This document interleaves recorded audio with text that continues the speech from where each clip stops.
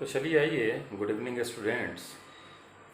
हम लोग अब ज़रा ग्रुप 16 के एक बहुत ही इम्पॉर्टेंट कंपाउंड H2SO4 जो कॉमनली सल्फ्यूरिक एसिड के नाम से जाना जाता है उसके बारे में थोड़ी सी स्टडी कर ले। H2SO4 को किंग ऑफ केमिकल्स भी बोला जाता है क्योंकि इसकी बहुत यूज़ है। ठीक है, तो हम लोग जो स्टडी कर रहे हैं अपनी लेक्चर वो H2SO4 के लिए कर रहे हैं। एक्चुअली ये सल्फर का ऑक्सो एसिड होता है, जान रहे होइएगा। नहीं जान रहे होइएगा तो अभी ऑक्सो एसिड वाले सीरीज में आ जाएगा। नाम है इसका सल्फ्यूरिक एसिड, या इसे किंग ऑफ केमिकल्स भी बोलते हैं।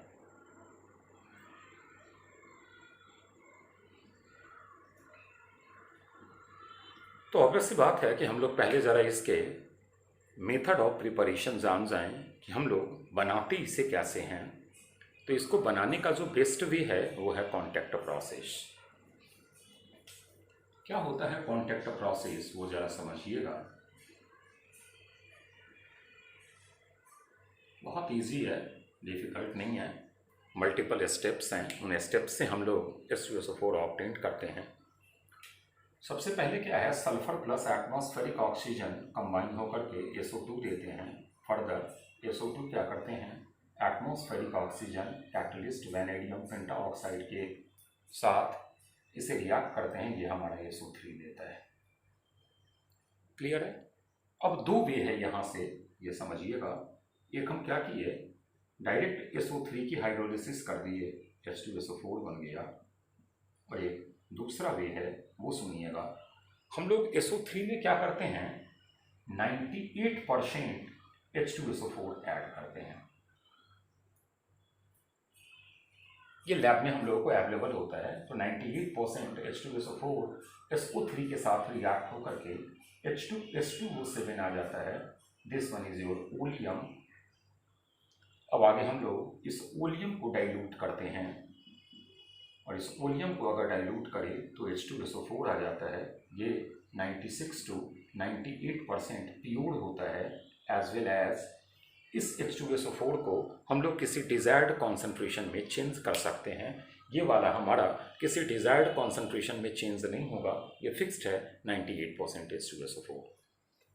अब ज़रा ये वाला वे देखे तो हम लोग बोलते हैं कि इस वे को अवॉइड करते हैं, हम लोग यूज़ नहीं करते हैं। किसी बच्चे ने पूछा कि आखिर क्या वजह हो गया सर कि इसे यूज़ नहीं किया जाता है।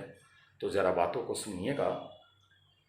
इस वाले मेथड में क्या होता है कि ये H2SO4 का एक डेंस फॉग बना लेता है, और उस डेंस फॉग को हम और आप इजीली कॉन्डेंस नहीं कर पाते हैं, इसलिए ये एक अच्छी मेथड नहीं मानी जाती है। तो this one is a called contact process. एक बार हम पूरी प्रोसेस बोल देते हैं, पहले आप प्रोसेस पूरा देख लीजिए, फिर अब हम ज़रा प्रोसेस बोल रहे हैं, सुनिएगा। सल्फर और एटमॉस्फेरिक ऑक्सीजन SO2 दे रहे हैं। SO2 फर्दर हमारा एटमॉस्फेरिक ऑक्सीजन के साथ in presence of catalyst like vanadium pentoxide SO3 देता है। अब उस SO3 को हम लोग 98% H2SO4 के साथ रिएक्ट करते हैं, वो हमारा ओलियम देता है। फर्दर ओलियम को डाइल्यूट करते हैं तो हमारा जो H2SO4 आता है, उस H2SO4 को हम लोग किसी डिजायर्ड कॉन्सेंट्रेशन में चेंज कर सकते हैं। एज वेल एज ये हमारा 96 to 98% प्योर होता है। SO3 की डायरेक्ट हाइड्रोलिसिस से H2SO4 ऑब्टेन्ड करने से बचना चाहिए, क्योंकि यह H2SO4 का एक डेंस फॉग दे देगा जिसे हम और आप इजीली कॉन्डेंस नहीं कर सकते हैं। उम्मीद करें मेथड ऑफ प्रिपरेशन पूरा समझ में आ गया होगा। यहां तक में तो कोई दिक्कत नहीं है। क्लियर।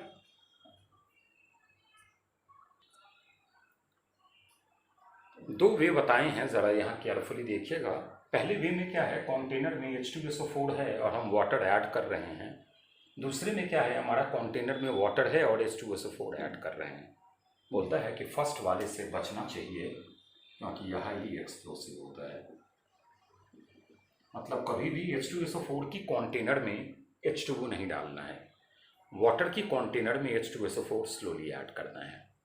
क्लियर। बढ़ा जाए आगे, कोई दिक्कत नहीं। अब हम लोग ज़रा इसके कुछ केमिकल प्रॉपर्टीज़ को पढ़ लेते हैं। फर्स्ट केमिकल प्रॉपर्टीज की अगर हम लोग बात करें तो एज एन एसिड जानते होइएगा आप लोग,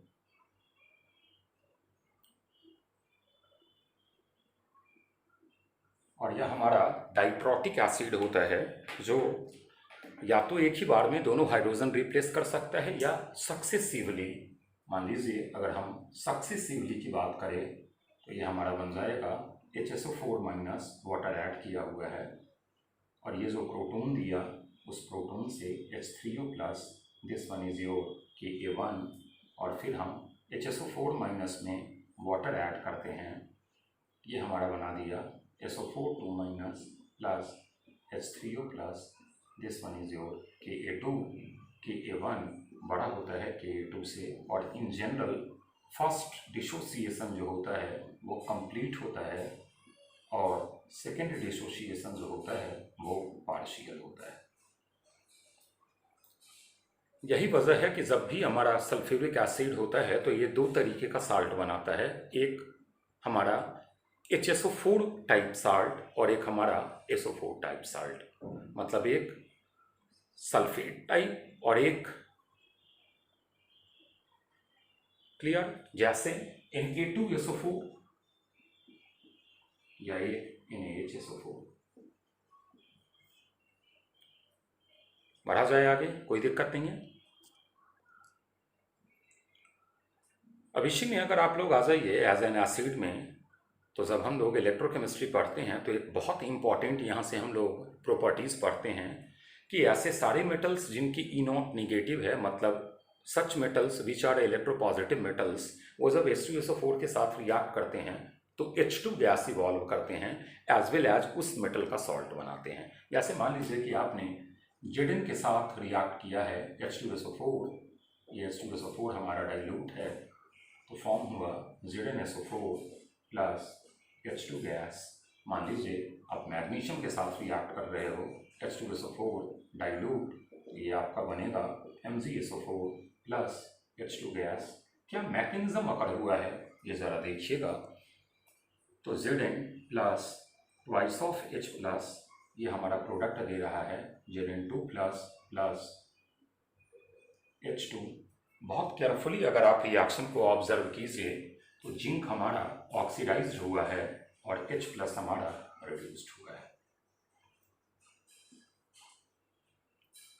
कोई दिक्कत नहीं है, यहाँ तक की बात समझ में आ गई होगी। लेकिन इसी रिएक्शन में अगर आप आ जाइए, जब हम लोग कॉपर के साथ H2SO4 का रिएक्शन करते थे, एक्चुअली इसका ई नॉट पॉजिटिव होता था, तो हम बताते थे कि भाई CuSO4 प्लस H2 ये रिएक्शन नहीं होगा, एक्चुअली ये H2 इवॉल्व नहीं करते हैं, इनका जो हमारा रिएक्शन होता था वो आता था CuSO4 plus SO2 plus H2O। अब इसमें क्या मैकेनिज्म हो गया, तो आइए ज़रा देखा जाए। तो हमारा copper plus sulphate ion 2 minus product दे रहा है कॉपर 2 प्लस प्लस SO2, ये हमारा ऑक्सीडाइज्ड हो रहा है और एक्चुअली सल्फेट आयन हमारा रिड्यूस्ड हो रहा है। अब आप पढ़िएगा कि सल्फेट आयन एक अच्छा ऑक्सीडाइजिंग एजेंट भी होता है जिसमें वो अपने आप को SO2 में कन्वर्ट करता है। आगे जस्ट अभी केमिकल प्रॉपर्टीज है, तो this one is a basic change. यही एक और चेंज भी है, ये तो कॉपर के रिगार्डिंग समझ में आ गया। अब यही एक और बेसिक चेंज है, वो भी जरा देखिएगा। मान लीजिए इसी जिंक को अगर आपने कॉन्सेंट्रेटेड H2SO4 के साथ रिएक्ट कर दिया है, तो रिएक्शन का नेचर कॉपर की तरह हो जाता है, ZnSO4 plus SO2 plus H2O। बहुत इंपॉर्टेंट क्वेश्चन है, पूछ देता है कि भाई डाइल्यूट H2SO4 का जिंक के साथ और कॉन्सेंट्रेटेड H2SO4 का जिंक के साथ जो रिएक्शन है वो दो डिफरेंट मैकेनिज्म को या दो डिफरेंट पाथ को फॉलो क्यों करता है। तो फर्स्ट वाले रिएक्शन में हमारा H प्लस रिड्यूस्ड हो रहा है, जबकि सेकेंड वाले रिएक्शन में हमारा एक्चुअली सल्फेट आयन रिड्यूस्ड हो रहा है। उम्मीद करें यहाँ तक की बातें समझ में आ गई होंगी, कोई दिक्कत नहीं है यहाँ तक में। सिमिलरली बोलता है कि अगर आप Ag की बात करो तो Ag का भी ई नॉट पॉजिटिव होता है, जितने पॉजिटिव ई नॉट वाले होते हैं वो कभी H2 पर इवॉल्व नहीं करते हैं। तो अगर आप Ag का H2SO4 के साथ रिएक्शन कीजिएगा तो ये भी आपका जिंक डाइल्यूट की तरह नहीं हो करके या तो कॉपर की तरह या जिंक कॉन्सेंट्रेट की तरह रिएक्शन हो जाता है, और जो प्रोडक्ट आएगा वो हमारा आएगा Ag2SO4 plus SO2 plus H2O। Hopefully समझ में यहाँ तक की बातें आ गई होंगी, कोई दिक्कत नहीं होगा यहाँ तक में। अब जरा हम लोग एक दूसरा इसका केमिकल प्रॉपर्टीज देख ले एज एन ऑक्सीडाइजिंग एजेंट। तो दूसरा एज एन ऑक्सीडाइजिंग एजेंट मतलब खुद रिड्यूस्ड होगा, उसमें सल्फेट आयन SO2 में कन्वर्ट होता है। एसिडिक मीडियम अच्छा माना जाता है। बैलेंस अब कर दीजिएगा आप, इसमें तो कोई दिक्कत नहीं होगी। देखिए as an oxidising agent sulphate ion हमारा SO2 में कन्वर्ट हो रहा है, Br माइनस Br2 में कन्वर्ट होता है, I माइनस I2 में। लेकिन यहाँ याद रखिएगा Cl माइनस नहीं और F माइनस नहीं, इसका रिएक्शन अलग तरीके का होता है। अभी आप देखिएगा, कार्बन हमारा CO2 में कन्वर्ट होता है, P4 हमारा H3PO4 में कन्वर्ट होता है, कॉपर हमारा कॉपर 2 प्लस में कन्वर्ट होता है, एक्सेट्रा। हर जगह देख रहे होइएगा कि ये रिड्यूस्ड हो रहा है और बाद बाकी सारे ऑक्सीडाइज हो रहे हैं। क्लियर? बैलेंस करेंगे इक्वेशन हम लोग लिख सकते हैं, ऑलरेडी रिडॉक्स में सीखा हुआ है। बढ़ा जाए। अब हम लोग ज़रा रिएक्शन देख रहे हैं विद मेटल साल्ट्स। इसमें कौन कौन आएगा मेटल साल्ट्स में? तो क्लोराइड्स, लेकिन ब्रोमाइड और आयोडाइड नहीं, क्योंकि वो तो हमारा ऑक्सीडाइजिंग एजेंट में आ जाता है। ठीक है, फिर आ जाइए नाइट्रेट्स, नाइट्राइड्स, सल्फाइड्स,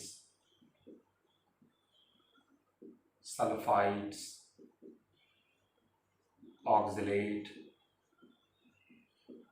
फिर आ जाइए कार्बोनेट, बाइकार्बोनेट्स एक्सेट्रा। हम लोग अब इनके साथ रिएक्शन देखेंगे कि एक्चुअली H2SO4 का रिएक्शन किस तरीके का होता है। अच्छा, ये पहले वाले रिएक्शन में आ जाए तो अब ये आप पर डिपेंड करता है कि आप इसके एक हाइड्रोजन रिप्लेस करना चाह रहे हो या दोनों। बच्चे ने बोला कि सर एक, तो NaHSO4 दोनों अगर करते तो Na2SO4 प्लस HF। यहाँ पर आ जाइए तो फिर हमारा NaHSO4 प्लस HCl। लेकिन NaBr और NaI में तो Br माइनस हमारा Br2 में कन्वर्ट होता है और SO4 2 माइनस SO2 में कन्वर्ट होता है। अभी जस्ट बताए हैं ऑक्सीडाइजिंग वाले में I माइनस I2 में और SO4 2 माइनस SO2 में। फिर आ जाइए ये वाला आपका है, तो या तो कैल्शियम का आप सल्फाइड वाला ये बना लीजिए या सल्फेट वाला बना लीजिए। बच्चा बोला कि सर एक सल्फेट वाला बना दो, तो CaSO4 प्लस H3PO4।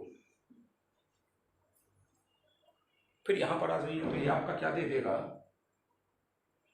CaSO4 या CaHSO4 whole twice plus CO2 plus H2O। पहले ऊपर वाली रिएक्शन देख लो एक बार, समझ में नहीं आ रहा है।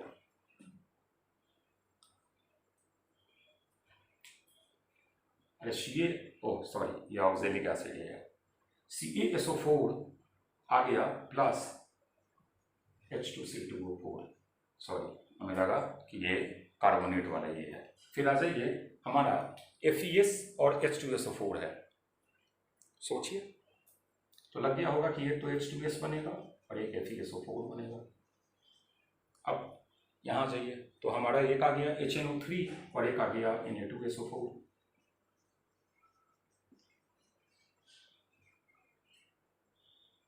फिर नीचे में आ जाइए तो अब ये कार्बोनेट है, तो ये तो H2 और CO2 में कन्वर्ट होगा, तो Na2SO4।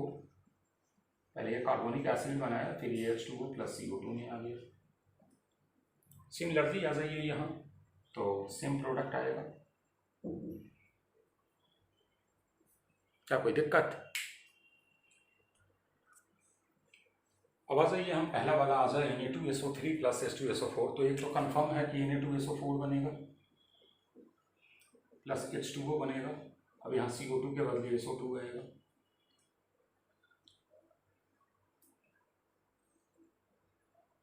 कोई दिक्कत? फिर आ जाइए यहाँ आ गया तो Na2SO4 plus H2O plus NO plus NO2। या तो NO या तो NO2। फिर आ जाइए Na2H2O3 वाले में, तो Na2SO4 थोड़ा केयर कीजिएगा, प्लस H2O प्लस SO2 तक तो बिल्कुल इसी की तरह रहेगा, प्लस एक एलिमेंटल सल्फर। तो एक चीज़ तो समझ में आ गया होगा कि भाई कैसे हमारा ये साल्ट के साथ रिएक्ट होता है, ऑक्सीडाइजिंग एजेंट में कैसे ये रिएक्ट करता है, एज अ साल्ट कैसे रिएक्ट करता है, एज एन एसिड कैसे करता है। इन सारी बातों को हमने डिस्कस कर दिया है। बढ़िए आगे, नेक्स्ट आ जाइए प्रेसिपिटेशन रिएक्शन पर। तो सुनिएगा,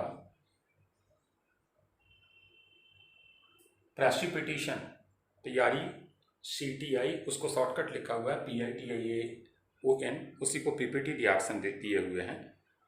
तो एक्वस सॉल्यूशन ऑफ, जब आप BA लीजिए, कैल्शियम लीजिए, स्ट्रॉन्सियम लीजिए या PB लीजिए, और इसी जब H2SO4 के साथ रिएक्ट कीजिएगा तो white PPT of salt form होगा। जैसे एक रिएक्शन लिखे BaCl2 प्लस H2SO4, तो बेरियम सल्फेट का BaSO4 का white PPT plus HCl form होगा। रिएक्शन से परिचित होइएगा। वैसे ही मान लीजिए कि आपने एसीटेट ऑफ H2SO4 ले लिया है, PB का एसीटेट का होल ट्वाइस प्लस H2SO4, तो एसीटेट तो आपका कन्वर्ट हो गया किस चीज़ में, एसिटिक एसिड में, तो PbSO4 प्लस एसिटिक एसिड, मान लीजिए RC⋯OH, फिर इसका वाइट PPT आ गया। क्लियर है, यहाँ तक की बातें समझ में आ गई। बढ़ा जाए आगे। अगर आप H2SO4 को SO3 के साथ रिएक्ट करते हैं, मतलब SO3 को अगर आप पास करते हैं H2SO4 के अंदर, तो ये वोलियम फॉर्म होता है H2S2O7। मान लीजिए हमारा सल्फ्यूरिक एसिड है, और अगर आपने इसे PCl5 के साथ रिएक्ट कर दिया, अगर ये लिमिटेड अमाउंट पर है तो एक OH हटेगा, Cl आएगा, और अगर आपने इसी को एक्सेस में कर दिया है तो होगा क्या, दोनों OH हटेंगे, सल्फेनाइल क्लोराइड स्ट्रक्चर भी आ गया। क्या होता है, कोई दिक्कत नहीं है, आगे बढ़े। अब एक चीज़ जानते होइएगा कि H2SO4 हमारा डिहाइड्रेटिंग एजेंट की तरह यूज होता है। जैसा हमने प्रीवियस डिहाइड्रेटिंग एजेंट में आपको बताया होगा, वैसे ही ये वाटर को बाहर करता है। तो एज एन डिहाइड्रेटिंग एजेंट मान लीजिए CuSO4.5H2O है, आप ले लिए कॉन्क H2SO4, ये क्या करेगा, पांचों क्रिस्टलाइजेशन ऑफ वाटर को बाहर कर देगा, प्लस 5H2O। मान लीजिए कि आपने अल्कोहल ले लिया CH3 CH2OH, conc H2SO4, heat का साइन डाला, ये एल्कीन बनाता है। प्रिपरेशन ऑफ एल्कीन का मोस्ट इंपॉर्टेंट रिएक्शन है। इसी में अगर इसके दो मूल ले लिए कॉन्क H2SO4 और टेम्परेचर थोड़ा बढ़ा दिए तो ये आपका ईथर फॉर्म होता है। मान लीजिए आप फॉर्मिक एसिड हैं, कॉन्क H2SO4 के साथ आपने रिएक्ट किया है,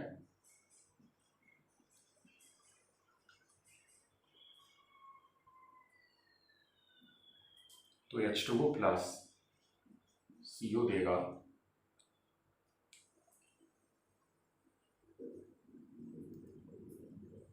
हटाएं। फिर मान लीजिए हमारे पास ऑक्जेलिक एसिड है और आप कॉन्क H2SO4 यूज कर रहे हो, तो ये होगा क्या, CO2 plus CO plus H2O। इसको हम लोग डिकार्बोक्सिलेशन की कैटेगरीज में भी लेते हैं।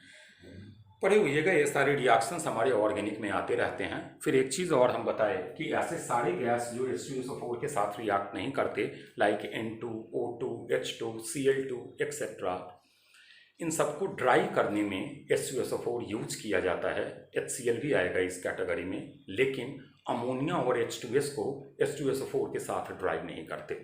क्या बोले वो ज़रा सुनिएगा, अमोनिया और H2S अगर ड्राई करना हो तो नॉट यूज H2SO4। क्यों, तो अमोनिया एक्चुअली H2SO4 के साथ रिएक्ट करके एसिड बेस रिएक्शन दे देता है।